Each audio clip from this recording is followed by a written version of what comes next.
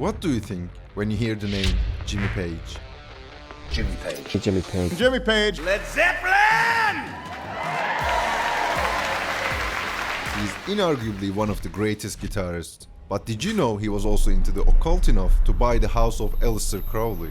And he was even accused of selling his soul to Satan and writing Stairway to Heaven for him. And when he's not working for the devil, he wrote, produced and played some of the most iconic songs in rock history. Who didn't love listening to Stairway to Heaven in their teenage years? Despite his great talent, there was a time when his drug addiction was starting to become a serious problem. All that aside, he was a great guitarist, and we're going to see what it is that makes him great. Jimmy started playing the guitar when he discovered the guitar left behind in his parents' house after moving in. Before Led Zeppelin, he was a session guitarist. Jimmy Page, what is a session guitarist? It's a guitarist who's called in to make records, not necessarily doing one-night stands. He played for many major bands like The Who, The Kings, and even the Rolling Stones. What is it like working with some of the really big names of show business? Disappointing. Why is that? Well, they don't come up to how you expect them to be. Rather disappointing on the whole, I would say. During his career as a session guitarist, he recorded hundreds of songs.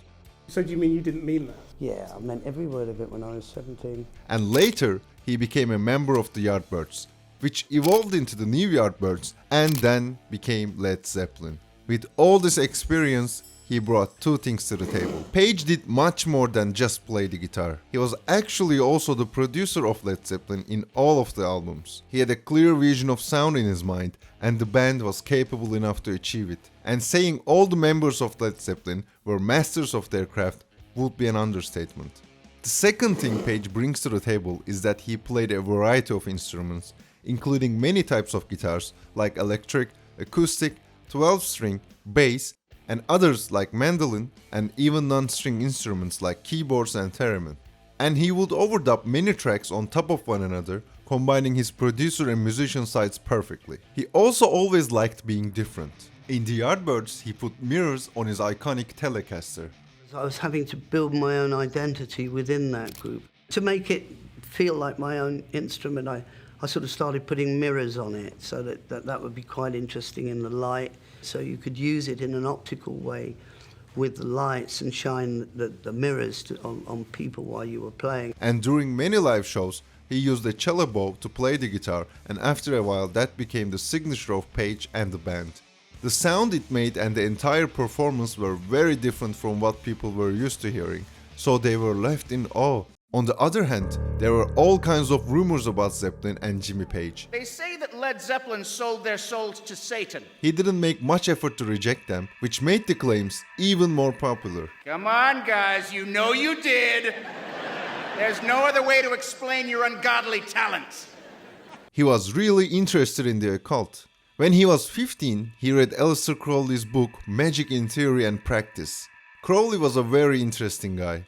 To describe him briefly, I think it will be enough to say that he started his own religion and proclaimed himself a prophet. After reading the book, Page said, "Yes, that's it, my thing. I found it." His passion for the occult and mysticism showed itself in his music. That's one of the reasons why it sounds so out of this world. Because, in a sense, it is. I just want to say thank you, because while you're in hell, the human race will cherish your heavenly jams till the end of time. It's a small price to pay.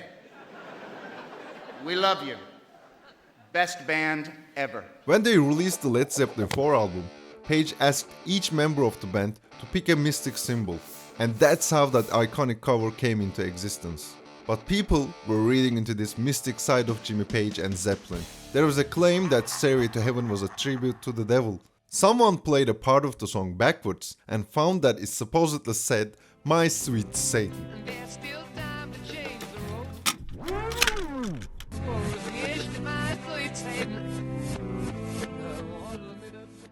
Page gives the best answer to this. Somebody said, "Oh, it says My Sweet Satan" in it. And I thought, oh, gosh, it's hard enough writing the music one way round rather than that way. Another thing Jimmy Page is sometimes accused of is being a sloppy guitarist.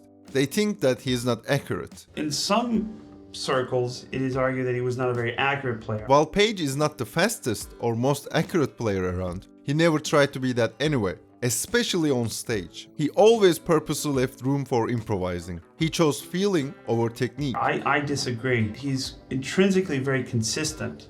So that's not a question of accuracy, that's just how he plays. And when you look back on who left their mark in the world of music, feeling is what makes you memorable and timeless. Jimmy Page influenced many other guitarists. The biggest influences on us, certainly Jimmy Page was the biggest influence on me. I loved his playing and I loved everything that he represented, his look, his style of playing. Other musicians of younger generations look up to him. They try to replicate what he did. The looseness in his playing, I really learned an awful lot from him.